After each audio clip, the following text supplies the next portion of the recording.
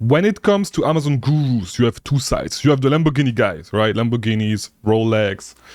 You've seen these guys over and over again, right?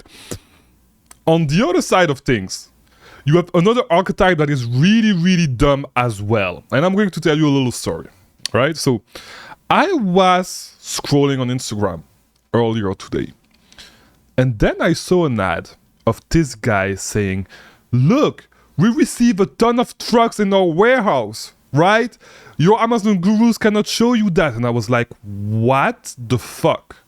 Like, what the actual fuck? Like, tell me if I'm actually wrong, right? But like, I don't want to be here managing a warehouse, being stuck in a warehouse, receiving deliveries 3 trucks a day, right?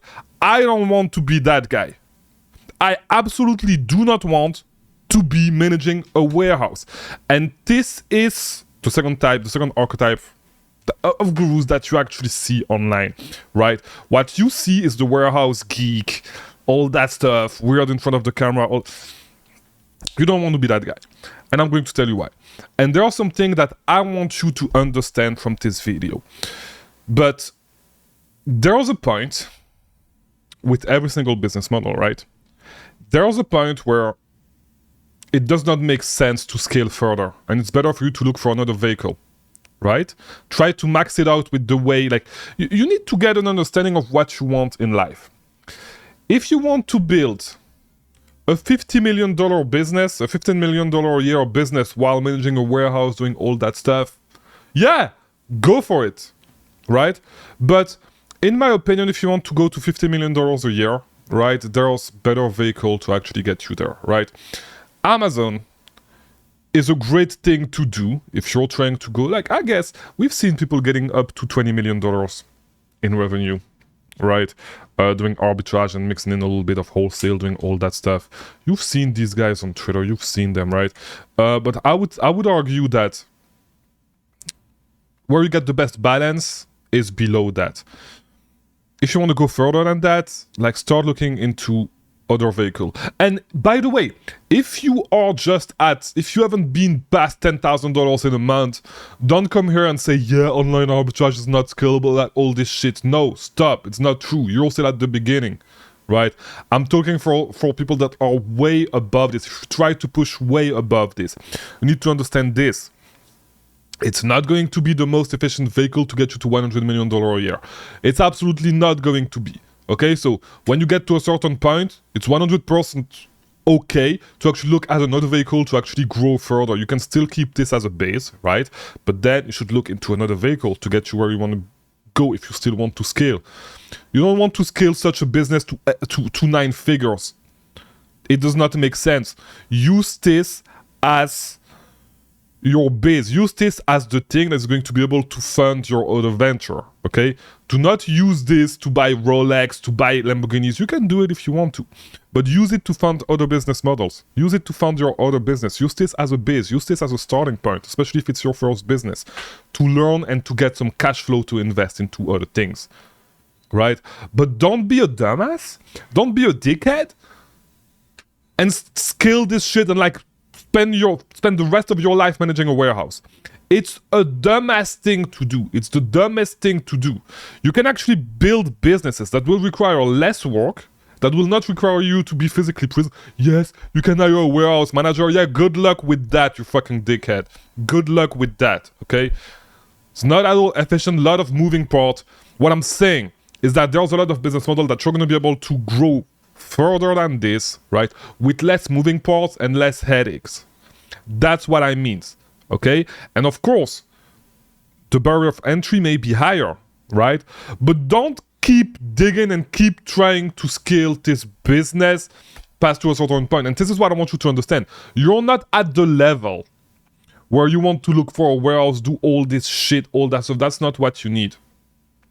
That's why you fail, because that's why you keep being sold to. You get in this because you want financial freedom, you want geographic freedom, you want to be able to travel, like I did, by the way, like while scaling your business. But you learn from people that became slaves to their business, and that's why you've never been able to actually do it. That's why you're stuck.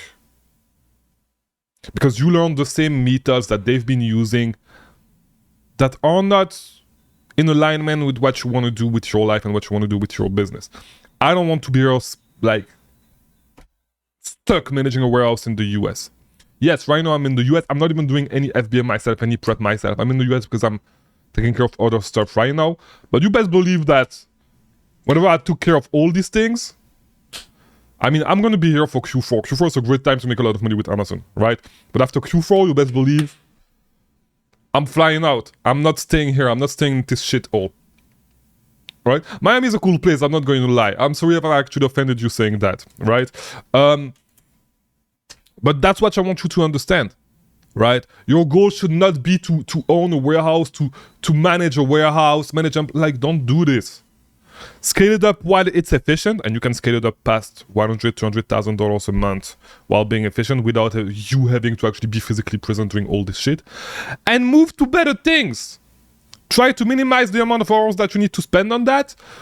Take the cash that you make, invest it into something else that is going to return a lot of money with, you know, less moving parts and with less headaches. I know that a lot of you dumbass are going to say, yeah, I'm going to invest in real estate, all that stuff.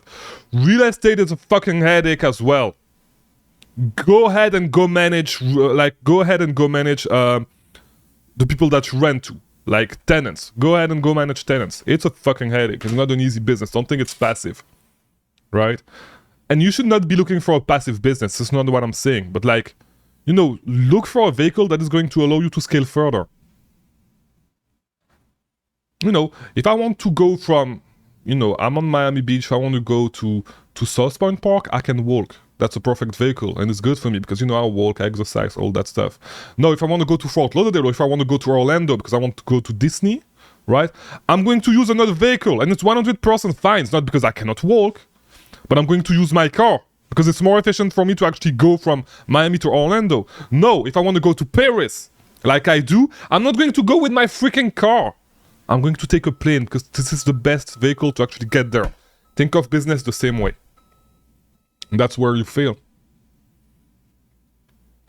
Don't try to go to $200 million a year with Amazon. It's not efficient. And of course, if you want to get to this point, of course, you're going to need to, you know, work a little. You're not going to be able to do this working 1 hour a week, especially in the early days, right?